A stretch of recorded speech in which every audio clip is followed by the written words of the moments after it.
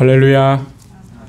수요 찬양 예배 하나님께 예배드리기 위해 주님 앞에 나오신 여러분들 주님의 이름으로 환영합니다. 이제 우리 마음과 정성과 뜻을 다해서 하나님께 예배드리겠습니다. 우리 다 같이 기도하겠습니다.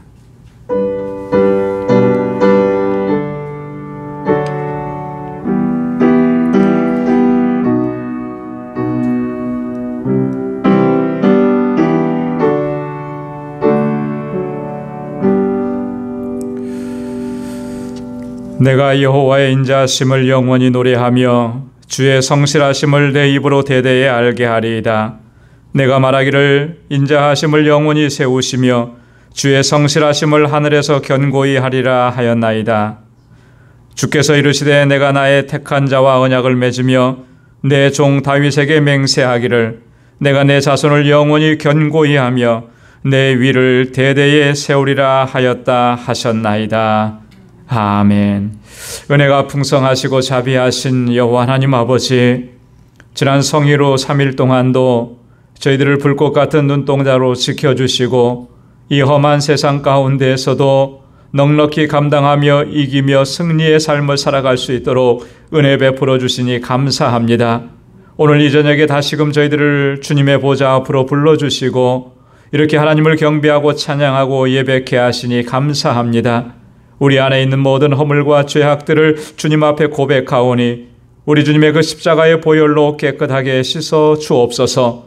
정결하게 하셔서 우리 온 마음을 다하여 하나님을 예배케 하시고 하나님 이 시간 우리의 가운데 임하셔서 우리의 예배를 받아주시며 하늘의 평강으로 덧입혀 주옵소서.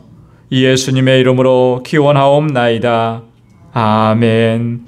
전능하사 천지를 만드신 하나님 아버지를 내가 믿사오며 그 외아들 우리 주 예수 그리스도를 믿사오니 이는 성령으로 잉태하사 동정녀 마리아에게 나시고 본디오 빌라도에게 고난을 받으사 십자가에 못 박혀 죽으시고 장사한 지 사흘 만에 죽은 자 가운데서 다시 살아나시며 하늘에 오르사 전능하신 하나님 우편에 앉아 계시다가 저리로서 산 자와 죽은 자를 심판하러 오시리라. 성령을 믿사오며 거룩한 공예와 성도가 서로 교통하는 것과 죄를 사하여 주시는 것과 몸이 다시 사는 것과 영원히 사는 것을 믿사옵나이다. 아멘. 우리 이 시간에 찬양으로 하나님께 영광을 올려드리겠습니다. 찬송가 93장 예수는 나의 힘이요.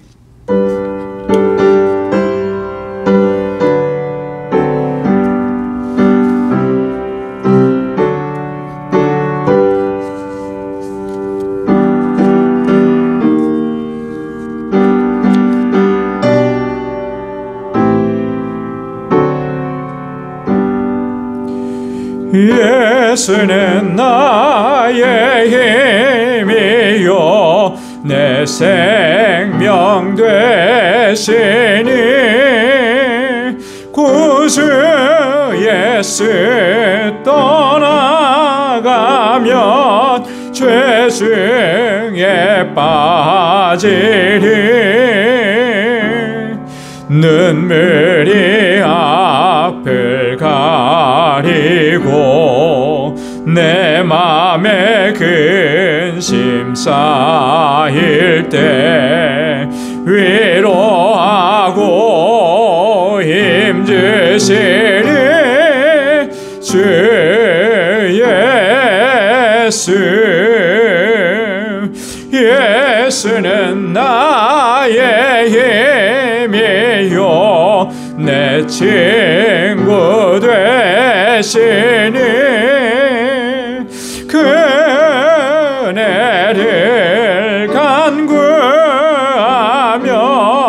풍성히 받으리. 햇빛과 비를 주시니 추수할 곡식만 도다. 귀한 열매 주시는 주 예수. 예수는 나의 힘이 힘이요 내 기쁨 되시니 그 명령을 순행하여 늘 충성하겠네.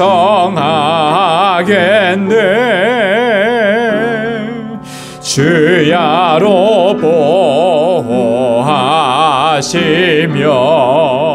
바른 길 가게 하시니 의지하고 따라가니 주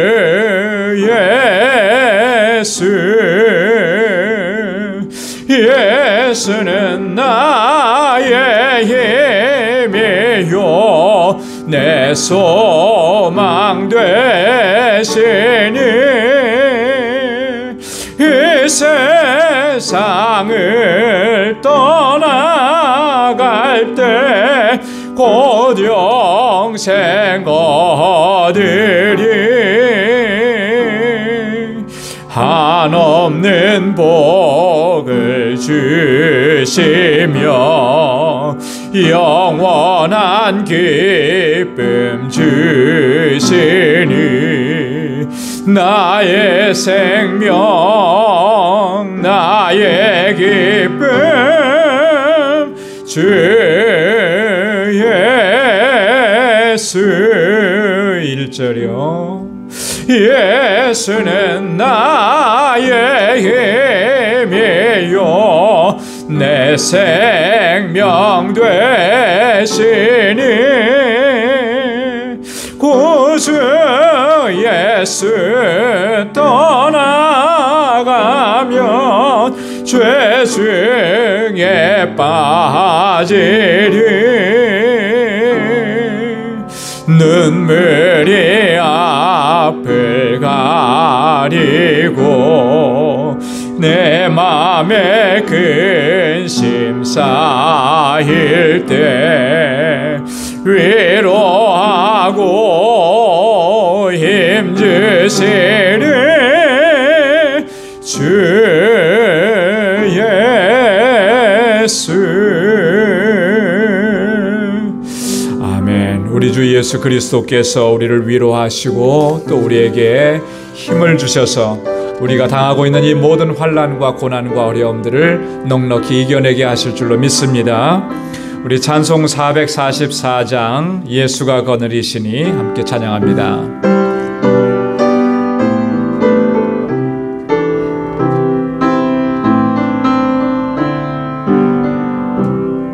예수가 거느리시니 즐겁고 평안하구나. 주야의 자고 깨는 것 예수가 거느리시네.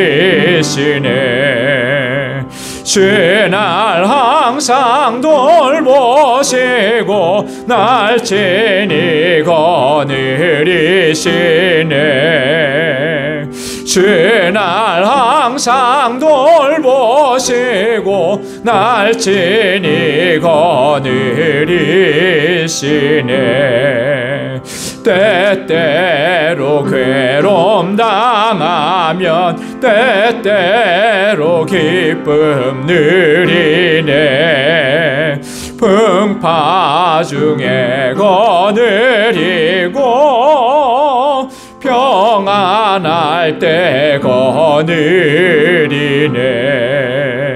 주날 항상 돌보시고 날 친히 거느리시네. 주날 항상 돌보시고 날 친히 거느리시네. 내 주의 손을 붙잡고 천국에 올라가겠네. 괴로우나 즐거우나 예수가 거느리시네. 주날 항상 돌보시고 날 친히 거느리시네. 주날 항상 돌보시고 날 친히 거느리시네. 이 세상 이별할 때에 지옥의 권세 이기네. 천국에 있을 때에도 예수가 거느리시네. 주날 항상 돌보시고 날 친히 거느리시네. 주날 항상 돌보시고 날 친히 거느리시네.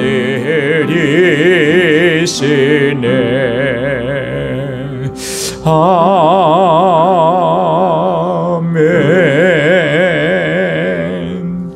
우리 주님께서 항상 우리를 거느리시고 인도하시고 또 승리하게 하시는 줄로 믿습니다. 나의 힘이 되신 여호와여, 내가 주님을 사랑합니다. 우리 찬양하겠습니다.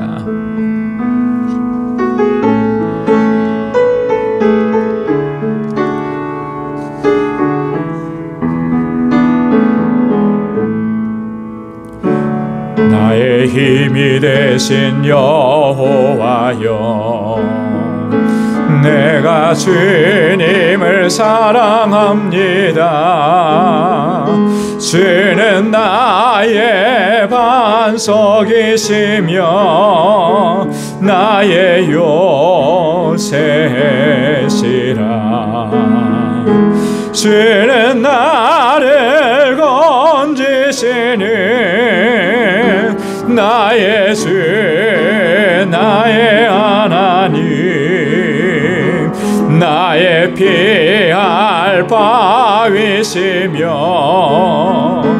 나의 방패시라. 나의 하나님,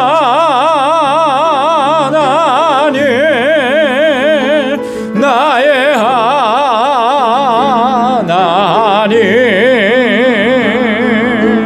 구원의 뿌리시요 나의 반성이라. 나의 하나님, 나의 하나님,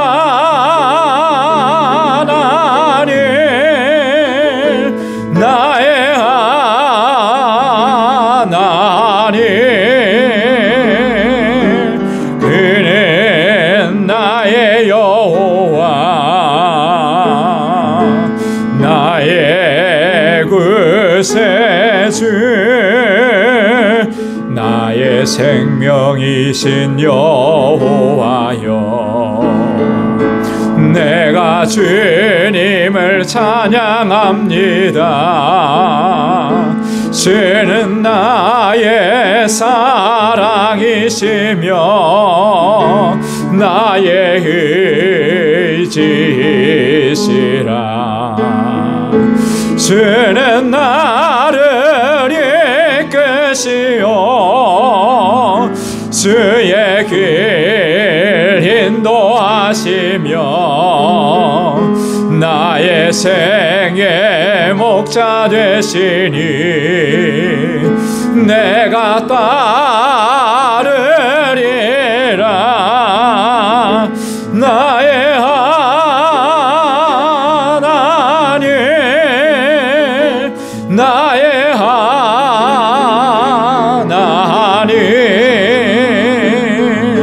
생명의 멸류관으로 내게 베푸소서. 나의 하나님,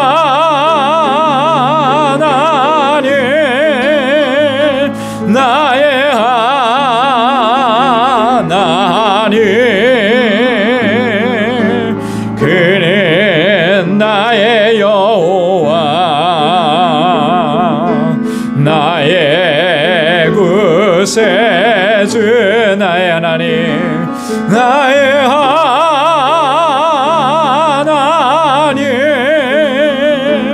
나의 하나님,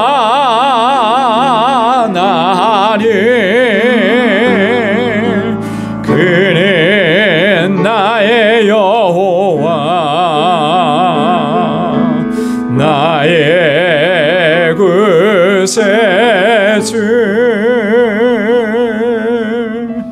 아멘. 생명의 면류관으로 내게 씌워주시고 나를 구원으로 인도해 주시는 하나님, 오늘 이 시간 주님을 의지해서 우리 마음을 다하고 성품을 다하고 뜻을 다하고 힘을 다해서 하나님을 예배하길 원합니다. 이 시간 우리 다 같이 통성으로 함께 기도하겠습니다. 우리 교회를 위해서, 우리 교회의 사명을 위해서 세워주신 주의 종들과 사역자들을 위해서, 또 우리 주일학교와 유서그룹과 EM을 위해서, 우리 교우들을 위해서 기도해 주시고 우리 환우들을 위해서 기도해 주시기를 원합니다. 오늘 김근혜 권사님 함께 예배 드리는데 얼마나 감사한지 모릅니다. 우리 김근혜 권사님 강건하게 하나님께서 회복시켜 주시고 새힘 주시도록, 그리고 우리 오르디아 권사님 그 아들 샘을 위해서 기도하는데 하나님께서 강건하게 저를 치료하시고 완전하게 회복시켜 주시고 어떠한 후유증도 다시 생기지 않도록 전부 다 더 강건하게 하나님 세워달라고 우리 같이 동성으로 함께 기도하고, 우리 선교사님들을 위해서 오늘 가지고 나온 우리의 기도 제목을 가지고 이 시간 다 같이 통성으로 함께 기도하겠습니다. 은혜가 풍성하신 아버지 하나님 참 감사합니다. 아버지 하나님, 이렇게 하나님을 예배하고 주님을 찬양할 수 있음이 얼마나 우리에게 큰 축복이고 은혜인지 모릅니다. 우리를 불러주셔서 하나님 경배하게 하시고 예배하게 하시고 찬양하게 하시니 감사합니다. 세상 가운데서 상한 심령들이 주님을 찬양할 때에 모든 것이 다 씻겨나가고 아버지의 주시는 평강을 누릴 수 있게 하시고 주님의 평안을 누릴 수 있도록 인도하여 주옵소서. 연약한 저희들, 어리석은 저희들을 아버지 하나님 주의 말씀대로 순종하지 못한 아버지 불순종의 죄악들이 저희들 가운데 있습니다. 이 모습 이대로 주님의 앞에 나와서 주님의 십자가 앞에 다 아뢰입니다. 주님 용서하여 주옵시고 주의 보혈로 씻어주시고 우리를 경건하게 거룩하게 하시고 아버지 하나님 주님을 예배하기에 부족함이 없도록 도와주옵소서. 저희들 하나님 앞에 드리는 이 예배와 찬양을 하나님 받아주시고 주님 앞에 엎드려 부르짖고 간구하는 이 기도에 하나님 응답하여 주시고 하나님의 선하신 역사를 이루어 주옵소서. 아버지께서 세워주신 우리 방주교회 지난 22년 동안 한결같은 은혜 베푸시고 이끌어 주심을 감사합니다.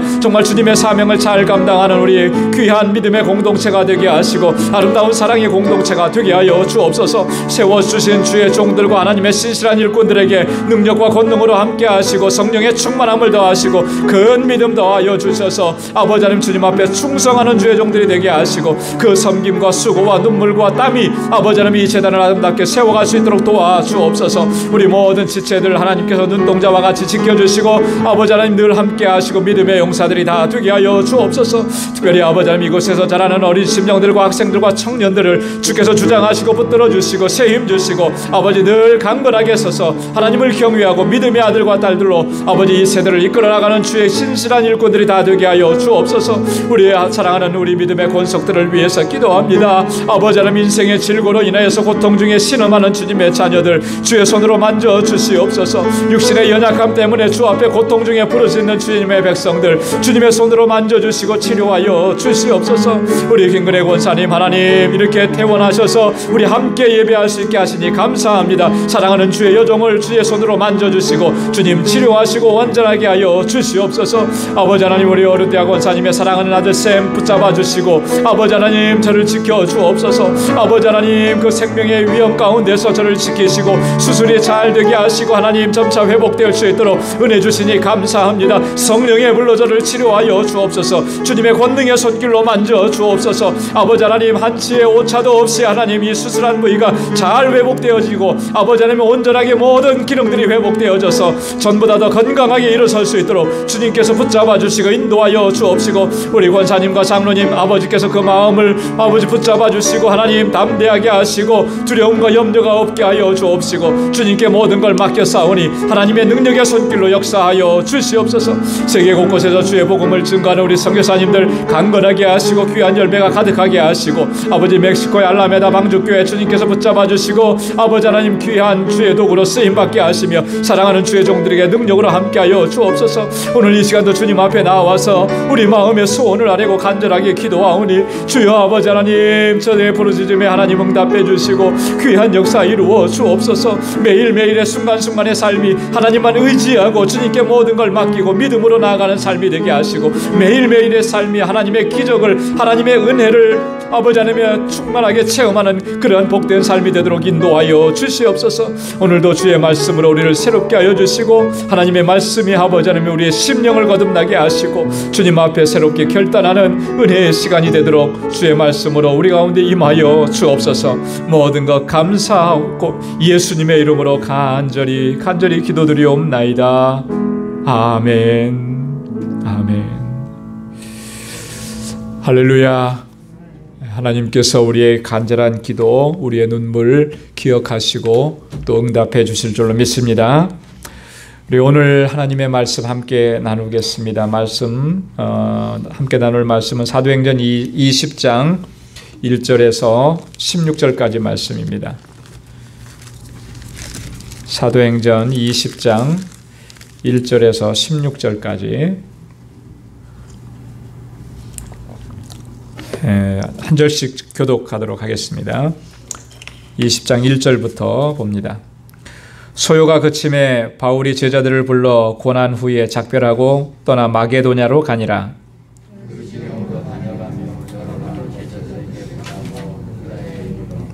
거기 석 달을 있다가 배 타고 수리아로 가고자 할 그때에 유대인들이 자기를 해하려고 공모함으로 마게도냐로 다녀 돌아가기를 작정하니,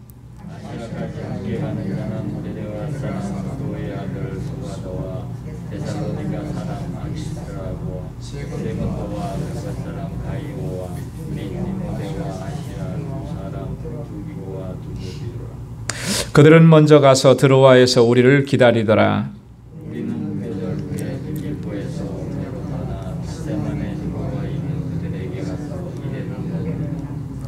안식 후 첫날에 우리가 떡을 떼려 하여 모였더니 바울이 이튿날 떠나고자 하여 저희에게 강론할새 말을 밤중까지 계속하매, 유두고라 하는 청년이 창에 걸터 앉았다가 깊이 졸더니 바울이 강론하기를 더 오래 하며 졸음을 이기지 못하여 3층 누에서 떨어지거늘 일으켜보니 죽었는지라.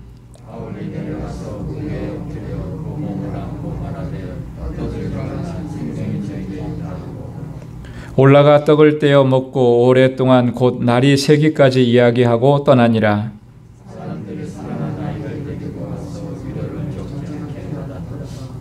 우리는 앞서 배를 타고 아소에서 바울을 태우려고 그리로 행선하니 이는 자기가 도보로 가고자 하여 이렇게 정하여 준 것이라.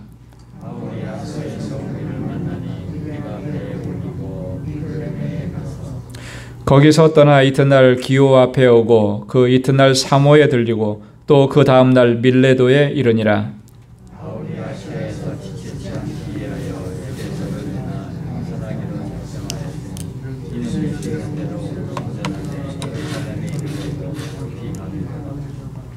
아멘. 오늘 함께 말씀 나눌 이 본문의 내용은 바울의 3차 선교 여행 중에 있었던 일들입니다. 그리고 예루살렘으로 돌아가는 그런 과정 중에 있었던 것이죠. 바울의 3차 선교 여행의 핵심 사역지는 어디라 그랬습니까?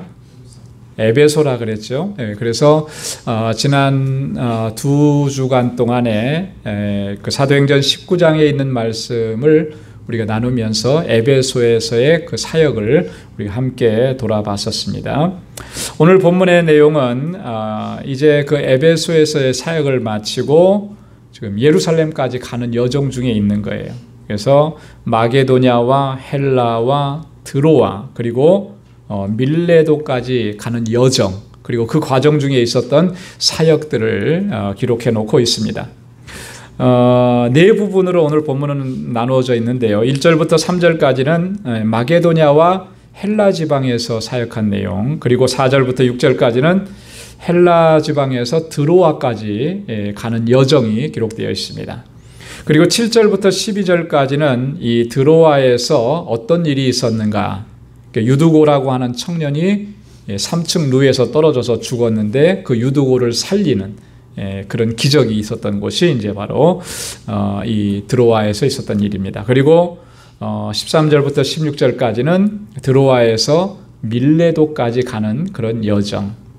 사실 이 모든 여정 속에 여러 지명들이 나옵니다. 여러 지명들이 나오는데 그 지명들은 사실 우리가 잘 아는 지명도 있지만 또 좀 생소한 지명들도 있어요. 그래서 여러분들에게 그 교재 뒤편에 지도를 하나 드렸습니다.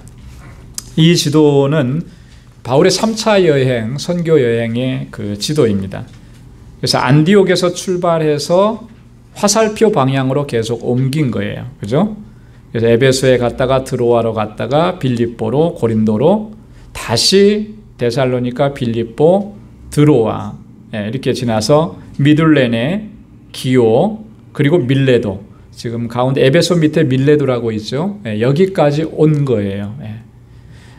그러니까 이 모든 과정 속에서 그 사이사이에 있었는데 아마 여러분들 지도에는 표시가 안 돼 있을 겁니다. 근데 제가 좀 이렇게 언급을 하면 거기 드로아에서 미둘레네라고 내려오는 지역이 있죠. 그 중간에 오늘 본문에 나오는 아소라고 하는 지역이 있어요. 여러분 거기다 써놓으시면 좋을 것 같아요. 드로아와 미둘레 그 사이에 아소라고 하는. 자, 그리고 기오라는 곳이 오죠. 기오에서 밀레도로 옵니다. 그죠? 기오에서 밀레도로 오는데 그 기오와 밀레도 사이에 사모라고 하는 곳이 있어요. 거기다 써놓으시면 좋을 것 같아요. 그러면 오늘 본문에서 이야기하고 있는 그 지명들이 이제 다 이 지도에 기록이 되는 것입니다. 자, 그래서 본문 말씀을 보면서 이렇게 지도하고 같이 살펴보면 이 지역을 다녔구나 이렇게 볼 수가 있죠. 그 고린도라고 하는 곳이 이따가 한 번 더 나오는데 이 고린도는 이따가 나오겠지만 그 헬라 지역이에요. 헬라는 요즘 말로는 그리스라고 하죠. 그렇죠? 그리스의 중심 도시 중에 하나가 헬라입니다. 여러분 이 그리스 중심 도시 중에 하나가 또 하나가 있어요. 우리가 잘 아는 어떤 도시가 있었죠? 아덴이라고 하는 도시가 있어요. 아테네라는 도시가 있었죠. 이쪽 지역은 이제 왼쪽 끝에 고린도가 있는 데는 소위 지금 이따 3절에도 나오지만 헬라라고 하는 지역이고 2절에 나오네요. 헬라라고 하는 지역이고 그 중심 도시가 고린도라고 하는 겁니다. 지도를 참고해서 보시고요. 자, 그러면 우리 본문을 함께 나눠서 보도록 하겠습니다. 1절부터 3절까지는 마게도냐와 헬라 지방으로 가서 사역한 내용이라고 그랬는데 그 에베소에서 이 바울이 지금 마게도냐 지방, 헬라 지방으로 옮겨갑니다. 여러분 이렇게 옮겨가기 전에 우리 지난주에 함께 나눴는데 에베소에서 어떤 일이 있었습니까? 은장색 데메드리오라고 하는 사람이 사람들을 선동한 거죠. 선동을 해서 소요를 일으켰습니다. 그래서 그 바울이 굉장히 곤란한 그런 지경에 처해 있었고 바울의 동역자들이 잡혀가기도 했었고 이런 어떤 위기 상황에 있었습니다. 그때 그 에베소의 서기장이 그 중간에 서서 아주 논리정연하고 지혜로운 말로 이 소동을 진정시켰어요. 그래서 무리를 다 흩어지게 했습니다. 그래서 큰 위기 상황 가운데 있었지만 그게 잘 무마됐던 것이죠. 서기장을 움직인 하나님의 섭리라고 우리가 그렇게 볼 수가 있는 것입니다. 자, 그런데 이제 바울이 더 이상 이제 에베소에서 사역을 할 수가 없게 되어서 옮겨가게 된 것이죠. 근데 옮겨가는 지역이 바로 마게도냐 지역이다. 그렇게 얘기합니다. 2절에 보면 마게도냐 지방을 다니면서 여러 교회들을 방문하고 그리고 제자들을 격려합니다. 바울은 항상 선교에서 그렇게 사역을 했습니다. 첫 번째는 가서 그곳에 복음을 증거하고 교회를 세우고 그 다음에 재차 그곳을 방문해서 성도들을 격려하고 위로하고 참 힘들고 어려운 때에 고난이 있고 핍박이 있을 때에 믿음을 잘 지켜야 된다 이렇게 권고하고 여기 보면 이제 권한다 이런 말이 있잖아요. 권한다. 파라칼레오라고 하는 헬라어인데요. 이거는 권면한다, 위로한다, 격려한다 그런 의미입니다. 여러분 우리가 신앙생활하면서 이렇게 공동체를 이루고 있다라고 하는 것이 우리에게는 얼마나 큰 은혜인지 모릅니다. 그렇죠? 신앙생활은, 믿음의 여정은 사실 혼자 갈 수가 없는 거예요. 그래서 주님께서는 이렇게 교회를 세워주셨고, 교회 안에서 믿음의 형제와 자매들이 함께 공동체를 이루어서 신앙생활을 하게 하신 겁니다. 그 공동체를 이루게 하신 것 중에 가장 중요한 요소 중에 하나가 뭐냐면, 이처럼 서로 위로하고 격려하게 하시는 거죠.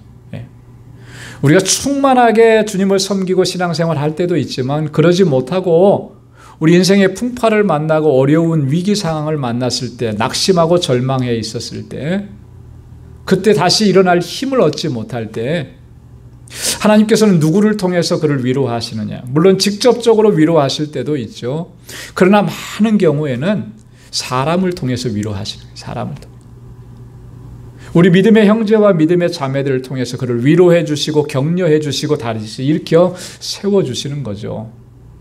그래서 우리가 한 공동체 안에 있으면서 나도 위로를 받지만 또 어려움 가운데 있는, 시험 가운데 있는 사람들을 찾아가서 같이 기도해 주고 같이 위로해 주는, 격려해 주는, 일으켜 세워주고 그 손을 붙잡아 주는 이 귀한 사역을 잘 감당할 때 여러분, 한 사람도 낙오되지 않고 모두가 다 함께 이 신앙의 여정을 끝까지 완주하게 될 줄로 믿습니다.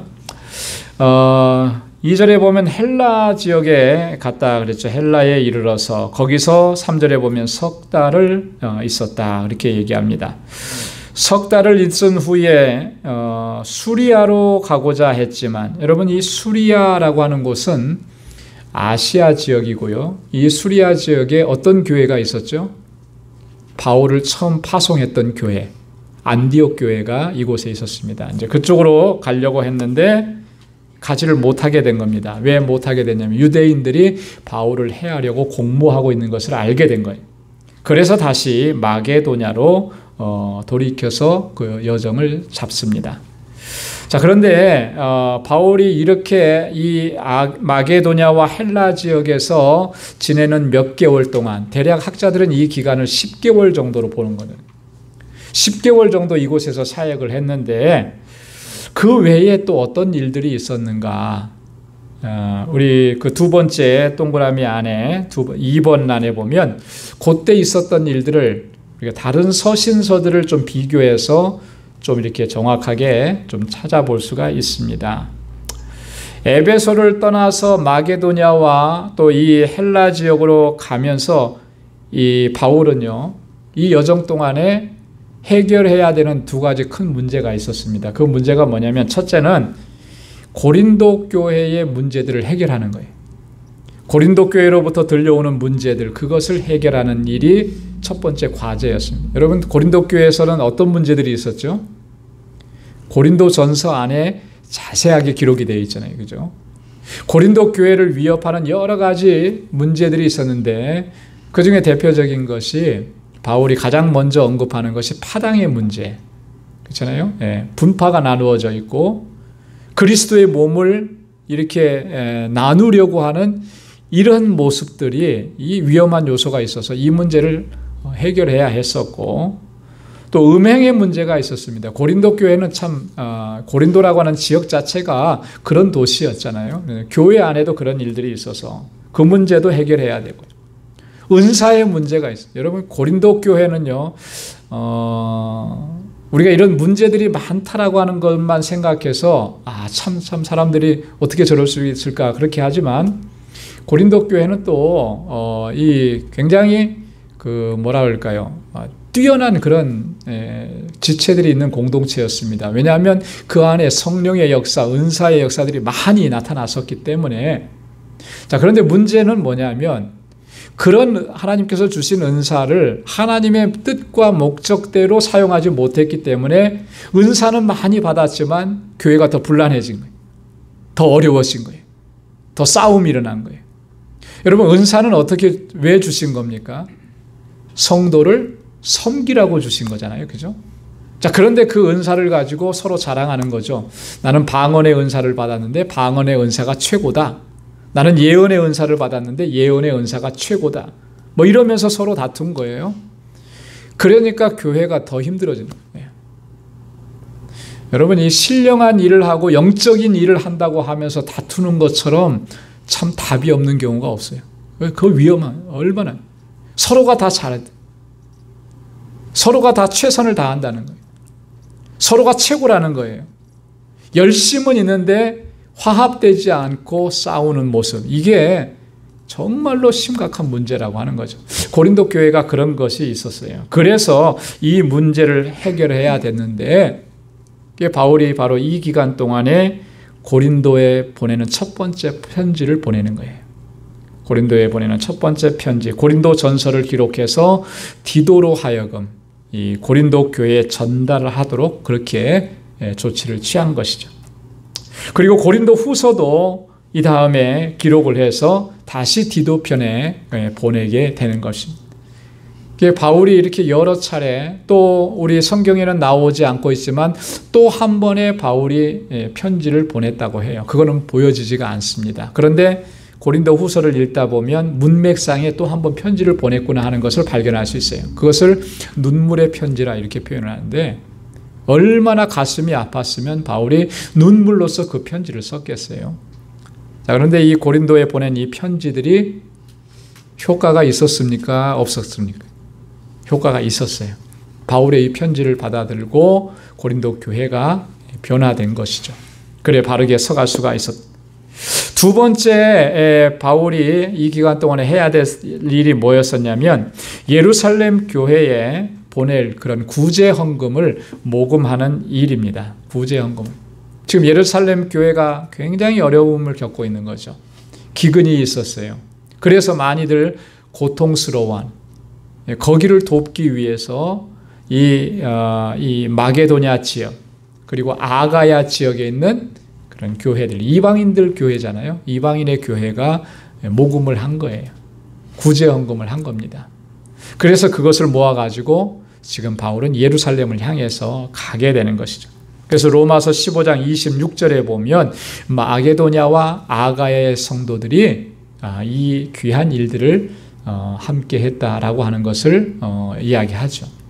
그래서 이 두 가지 가장 또 중요한 문제를 해결해야 되는 일들이 이 기간 동안에 있었던 것입니다. 자, 그래서 이제 그 다음에 4절부터 6절까지 보면은 헬라 지방에서 드로아까지 가는 여정이 기록되어 있는데 4절에는 바울과 함께 동역했던 동역자들의 이름이 기록되어 있습니다. 소바더라고 하는 사람이 나오고요. 아리스다고라고 하는 사람이 또 등장을 합니다. 이 아리스다고는 지난주에도 우리가 한번 살펴봤습니다. 사도행전 19장에도 아리스다고가 한번 나오죠. 그런데 이 아리스다고는 바울과 함께 로마까지 동행을 합니다. 사도행전 27장 2절에 보면 바울이 죄수의 몸으로 호송되어 가는 그 배 안에 아리스다고가 함께 동행을 하는 거예요. 자, 세군도라고 하는 사람이 나옵니다. 세군도도 이 데살로니가 출신입니다. 아리스다고도 데살로니가 사람이고 세군도도 데살로니가 사람. 가이오라고 하는 사람이 나오죠. 더베 사람이라 그랬습니다. 디모데와 함께 이 갈라디아 교회를 섬겼던 사람입니다. 아마도 디모데의 친구가 아니겠는가 이렇게 추정을 하죠. 디모데가 나오죠. 디모데는 우리가 더 이상 설명할 필요가 없을 정도로 잘 아는 인물, 바울의 영적인 아들이었고 목회적인 그런 후계자. 두기고라고 하는 사람이 또 등장을 합니다. 이 사람은 소아시아 지역에 있는 교회를 대표하는 사람인데 바울의 옥중서신을 전달했던, 바울의 옥중서신 하면 대표적인 에베소서, 골로새서 이런 편지들이 있는데 이것을 전달한 사람. 드로비모라고 하는 사람, 에베소 출신의 드로비모라고 하는 사람이 있습니다. 이 사람도 마찬가지로 바울과 함께 계속해서 이 선교의 사역을 감당했던 그런 사람. 바울에게는 이렇게 주변에 이런 동역자들이 있었기 때문에 바울이 그렇게 능력 있게 또 이 모든 효과적으로 복음의 사역을 감당할 수가 있었던 것이죠. 5절과 6절에 보면 바울과 일행들이 드로아에 도착하는 장면이 기록되어 있습니다. 이 17명의 동역자들이 먼저 드로아에 도착해서 바울 일행을 기다렸고요. 또 바울이 나중에 도착을 합니다. 드로아라고 하는 지역, 여러분 드로아는 어떤 곳이었습니까? 혹시 기억나세요? 드로아 하면은 딱 떠오르는 장면이 하나 있어야 되는데, 그게 뭐냐면 마게도냐 사람의 환상을 본 곳이 바로 드로아예요. 그죠? 2차 선교 여행을 떠나면서 바울은 아시아 지역에서 복음을 증거하길 원했습니다. 또 그렇게 계획을 했어요. 그런데 성령께서 그것을 막으셨어요.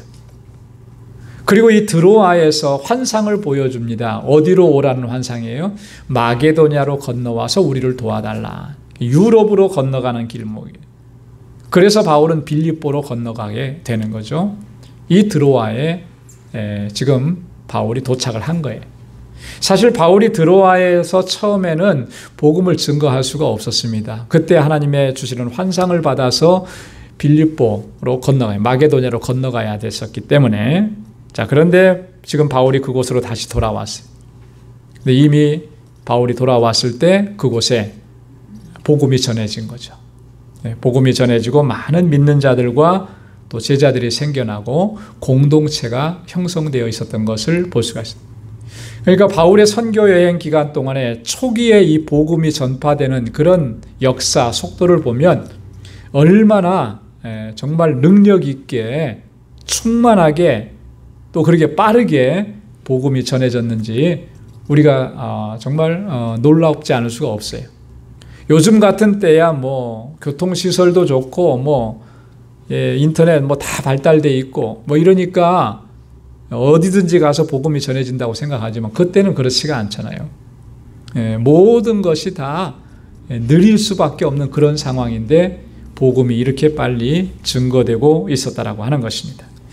자, 7절부터 12절까지는 이 드로아에서 며칠 동안 있었던 그 사역에 대한 내용이 기록되어 있는데, 중심 내용은 뭐냐면 유두고라고 하는 청년이 죽었다가 다시 소생하는 그런 역사입니다.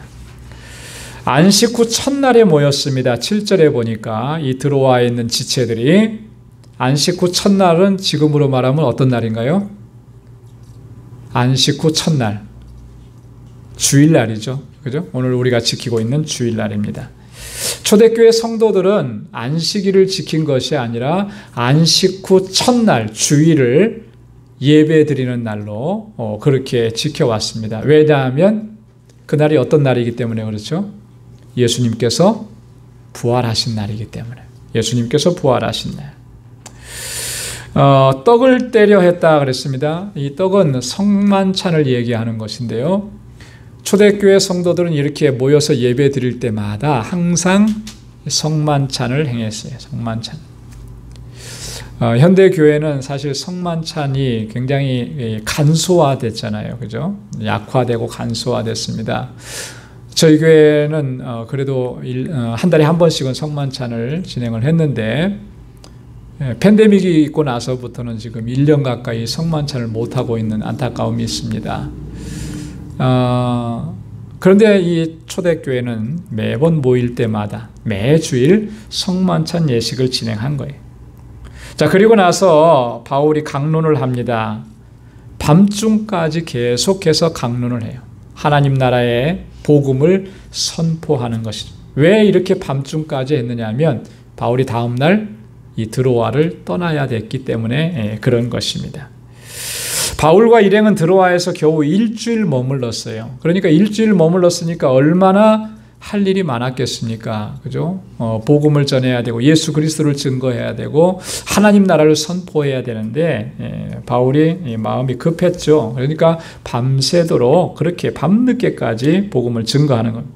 자, 그런 와중에 8절과 9절에 보면 유두고라고 하는 청년이 죽게 되는 이런 안타까운 일이 벌어집니다.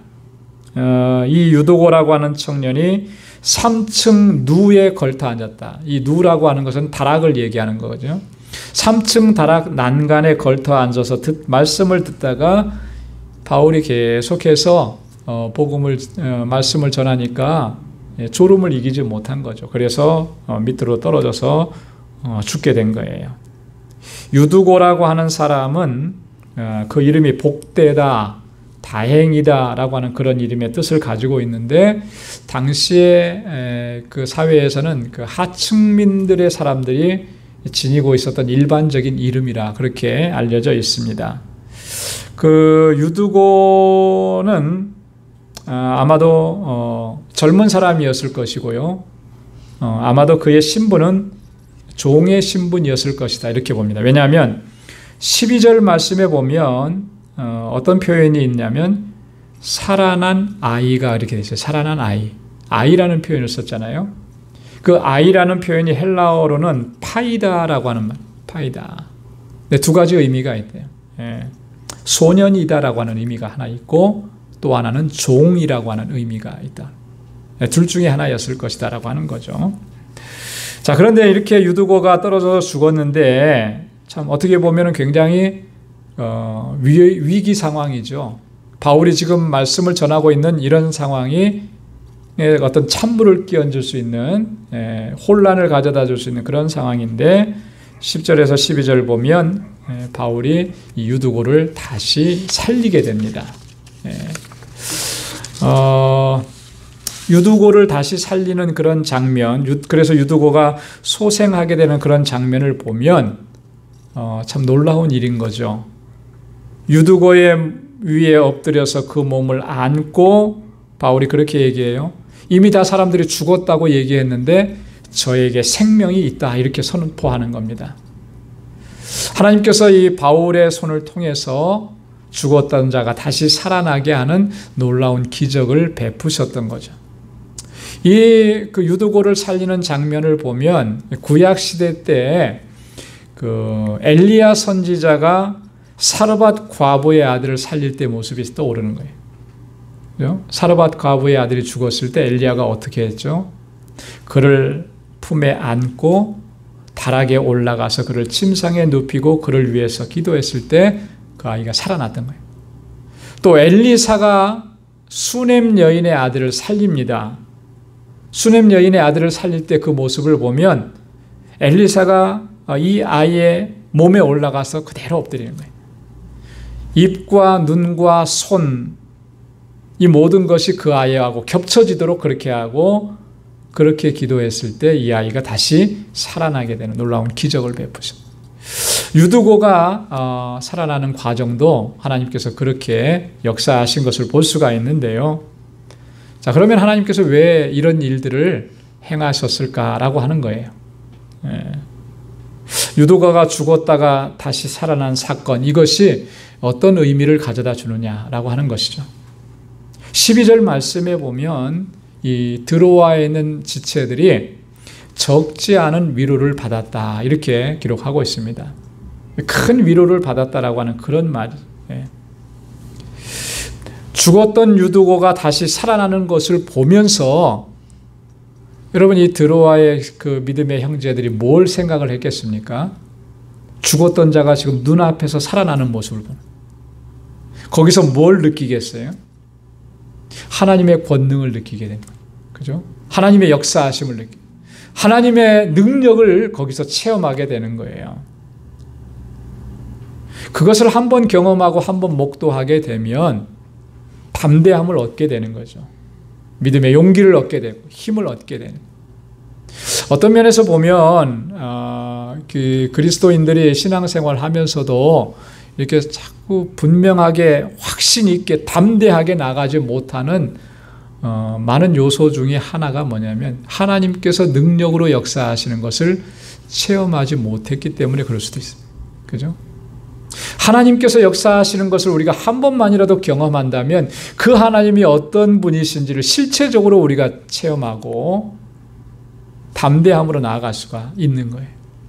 그런데 그것이 없으면 그것이 그냥 지적인 알무로만 머물러 있으면 하나님이 어떤 분이시다라고 하는 것을 머리로만 알고 있으면 체험이 없으면 결정적인 순간에 가서 연약해질 수밖에 없고 무너져 내릴 수밖에 없다라고 하는 거죠.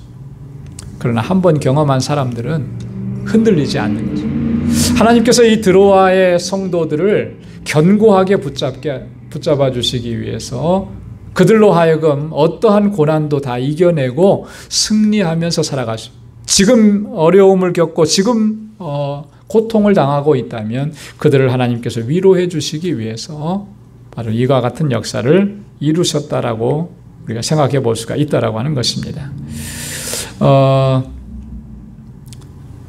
이 말씀을 보다가 어렸을 때 좀 생각이 났어요. 주일학교 때 어떤 선생님인지는 잘 기억이 안 나는데 그 장면은 기억이 나요. 뭐냐면 선생님이 요 장면을 설명해 주면서 뭐라 그러셨냐면 예배 시간에 딴짓하고 집중 안 하고 졸면 유두고처럼 그렇게 된다는 거예요. 여러분 그런 의미로 이 말씀을 전해 주셨을까요? 그렇진 않아요. 그죠? 네. 오늘 본문에 보면은 그런 의도를 가지고 누가가 기록한 게 아니라고 하는 거예요. 위로를 적지 않게 받았다라고 하는 이 말씀을 볼 때 하나님께서 이 드로아의 형제들을 위로하시고 격려하시고 새 힘을 주시기 위해서 하나님의 권능을 보여주시기 위해서 그래서 흔들리지 않게 하시기 위해서 세상 끝날까지 하나님께서 함께 하신다라고 주님께서 함께 하신다라고 하는 그 약속이 어떻게 이루어지는지를 보여주시기 위해서 이와 같은 일들을 하나님의 섭리 가운데서 일어나게 하셨다라고 하는 것을 우리가 깨닫게 되는 것입니다. 자, 이 일이 있은 후에 13절부터 16절까지는 이제 드로아에서 출발해서 밀레도까지 가는 그런 여정이 간략하게 기록이 되어 있습니다. 드로아에서 아소까지 갑니다. 13절, 14절에. 자, 그런데 바울의 일행은 이 배편으로 가요. 배를 타고 아소까지 갑니다. 근데 바울은 도보로 갑니다. 다른 사람들은 다 보내놓고 바울은 도보로 걸어가요. 그 거리가 한 32km 정도 된다 그래요. 그러니까 하루길 정도 되는 거리예요. 바울이 왜 홀로 도보로 걸어가는 그런 길을 택했을까? 여기는 자세하게 설명이 나와 있지 않습니다. 그런데 아마도 바울이 그런 마음을 갖지 않았을까 하는 거예요. 뭐냐면 지금까지 막 정신없이 달려왔잖아요. 그죠? 정신없이 달려왔습니다. 자, 이제 홀로 걸어가면서 하나님과의 개인적인 그런 시간을 갖고 싶었지 않았을까 그런 생각을 해보는 거예요. 네. 혼자 걸어가면서 하나님과의 그 깊은 교제 안에 또 하나님의 능력을 다시금 하나님의 능력으로 덧입는 그런 시간을 갖기 위해서 그렇게 혼자 걷지 않았을까. 여러분, 만약에 그랬다면 우리에게 주는 교훈은 굉장히 의미가 있습니다. 그렇잖아요? 우리가 아무리 바쁜 사역의 일정 속에서 쫓기더라도 반드시 이런 시간이 우리에게는 필요하다라고 하는 거예요. 그죠? 한국에서 사역을 할 때, 부목사로 사역할 때는 정말 정신없이 바쁜, 하루가 시간이 어떻게 지나가는지, 새벽부터 밤늦게까지 그렇게 일주일이 지나가고 그렇게 2년, 3년, 4년, 5년 하다 보니까 어떤 현상이 일어나냐면 저 자신은 없어진 것 같아요. 네. 내가 지금 어디에 서 있는지, 뭘 하는지. 근데 그런 게 결국에는 탈진이 되는 거거든요. 탈진. 왜 우리가 탈진이 되겠습니까? 우리가 일을 많이 했기 때문에, 시간을 많이 했기 때문에 그렇게 탈진이 된다고 볼 수도 있겠지만, 영적으로 우리가 탈진이 되는 가장 중요한 요소는요, 원인은 이런 거예요. 하나님과의 개인적인 만남, 하나님과의 개인적인 교제, 이런 시간들을 우리가 충분하게 갖지 못했기 때문에 탈진하는 거예요. 내가 체력적으로 막 달려서 내가 더 이상 할 수 없다, 이거는 사실은 탈진이 아니죠. 그것 때문에 내가 영적으로 탈진이 오는 거예요. 이건 심각한 거거든요. 그 영적인 탈진이 뭐 때문에 오느냐? 하나님과의 교제가 없기 때문에. 여러분, 예수님의 모습을 보면, 예수님의 사역의 모습을 보면 예수님처럼 그렇게 바쁘게 사역하신 분 없잖아요. 그 정도 사역하셨으면 진짜 벌써 탈진해야 되는데 그러지 않았죠. 예수님은 항상 보면 하루의 일과를 마치고 그 일이 언제 끝나든 늘 하나님과의 교제하는 자리로 나아간 거예요. 그래서 그곳에서 기도하고 그러는 중에 하나님의 주시는 능력을 덧입게 되는 것이죠. 오늘 우리가 주님의 일을 감당할 때 반드시 그런 시간이 필요한 겁니다.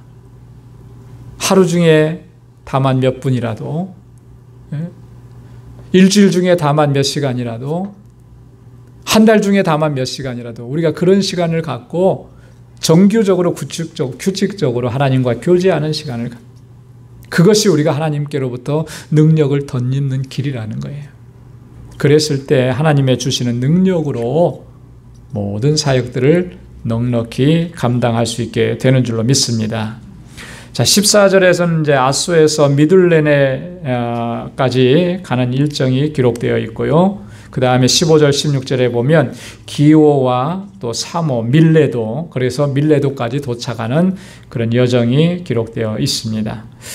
자, 이 밀레도에 도착해서 바울은 또 하나의 귀한 사역을 감당합니다. 그것이 우리가 다음 주에 함께 나눌 그런 내용인데, 그 안에 바울의 그 어떤 심정, 결단, 복음을 위해서 자기가 하나님 앞에 어떻게 헌신하고 있는지, 죽음까지도 각오하면서 이 복음을 증거한다. 복음을 전하는 일이 가장 소중한 일이기 때문에 이런 것들을 피력하는 내용들이 다음에 이제 나오게 됩니다. 우리에게 큰 도전이 되는 거죠. 우리가 하나님 앞에 어떻게 사명을 감당해야 되는지 또 우리에게 도전을 주는 그런 말씀들이 이제 다음 주에 이어서 나오게 되는 것입니다. 오늘 여기까지 해서 오늘 본문의 말씀을 마무리하도록 하겠습니다.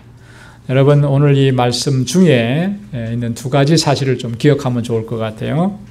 유두고를 다시 살리심으로 인해서 위로하시는 하나님, 하나님께서 우리를 위로하시고 격려하시고 새 힘을 주셔서 다시 일어서게 하시고 담대하게 하나님을 의지하게 하시는 그 하나님의 능력을 의지하고 그렇게 주님을 붙들고 또 주님의 사명을 감당하는 저와 여러분들이 다 될 수 있기를 소망합니다.